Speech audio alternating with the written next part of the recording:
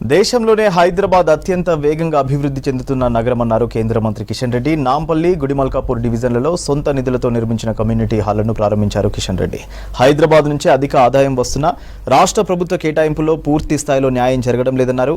బస్తీల్లో రోడ్ల నిర్మాణం, పార్కుల అభివృద్ధి, తాగునీరు, డ్రైనేజీ వ్యవస్థ ఆధునీకరణ వంటి మౌలిక వసతులను కల్పించాలన్నారు కిషన్ రెడ్డి.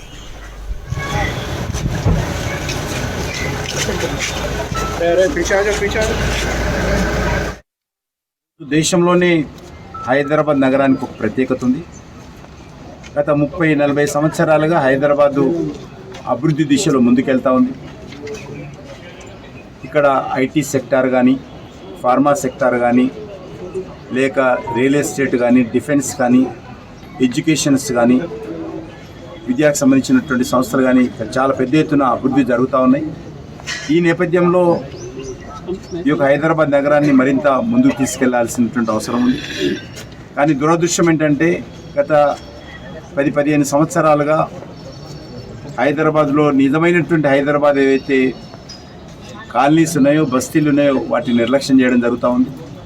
ఎంతసేపు రియల్ ఎస్టేట్ వ్యాపారం జరిగేటువంటి ప్రాంతాల మీదనే ఈ ప్రభుత్వాలన్నీ దృష్టి పెట్టి అక్కడనే కొత్త రోడ్లు వేయడము, అక్కడనే పెద్ద ఎత్తున ఫ్లైఓవర్స్ కట్టడము, అక్కడనే పెద్ద ఎత్తున ఈ యొక్క బడ్జెట్ ఖర్చు చేయడం జరుగుతూ ఉంది. కానీ నిజంగా బస్తీలలో, కాలనీలలో ఉన్నటువంటి రోడ్ల మెయింటెనెన్స్ కానీ, లేక డ్రింకింగ్ వాటర్ సమస్య కానీ, డ్రైనేజ్ సమస్య కానీ, వర్షపు నీటి కాలువల పునరుద్ధరణ కానీ, పుడిక తీయడం కానీ, లేకపోతే వీధి లైట్లు కాలిపోతే మరి కొత్త బల్బులు వేయడం కానీ, పార్కులు మెయింటైన్ చేయడం కానీ, ఇవేవి కూడా హైదరాబాద్ నగరంలో జరగడం లేదు. ఎంతసేపు హైటెక్ సిటీలో రోడ్ల మీద రంగులు పూసి చాలా అభివృద్ధి చెందిందనేటువంటి దిశలో చూపిస్తున్నారు తప్ప హైదరాబాద్ అభివృద్ధికి ఒక సమగ్రమైనటువంటి కార్యాచరణ ప్రణాళిక లేదు. ఏ ముఖ్యమంత్రి వస్తే ఆయనకు అనుకూలమైనటువంటి విధంగా అభివృద్ధి చేస్తూ ఉన్నారు, చేశామని చెప్పుకుంటున్నారే తప్ప ఈ హైదరాబాద్ నగరానికి ఒక మాస్టర్ ప్లాన్ ఆధారంగా ఈ హైదరాబాద్ నగరం డెవలప్మెంట్ చేయడం లేదు. రానున్న రోజుల్లో హైదరాబాద్లో చాలా సమస్యలు వస్తాయి. కనీసము ఈరోజు వర్షపు వస్తుందంటే ఈరోజు ప్రజలు భయపడే పరిస్థితి వచ్చింది.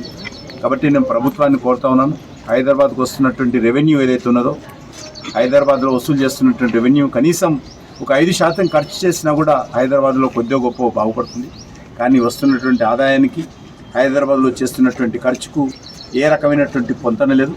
దీనిపైన మరి ఇప్పటికైనా ముఖ్యమంత్రి గారు ఈ విషయం మీద ఆలోచించేసి హైదరాబాద్లో కనీస సౌకర్యాలు కల్పించేటువంటి చర్యలు బస్తీలలో తీసుకోవాల్సినటువంటి అవసరం ఉందనే విషయాన్ని ఈ సందర్భంగా మనవేస్తూ, హైదరాబాద్లో ఉన్నటువంటి జిహెచ్ఎంసీ కానీ, వాటర్ వర్క్స్ కానీ, ప్రధానంగా ఈ 2 డిపార్ట్మెంట్లకు నిధుల కొరత లేకుండా ప్రజల సౌకర్యార్థము మౌలిక వసతులు మెరుగుపరచడం కోసం ప్రభుత్వం కృషి చేయాల్సిందిగా నేను కోరుతున్నాను.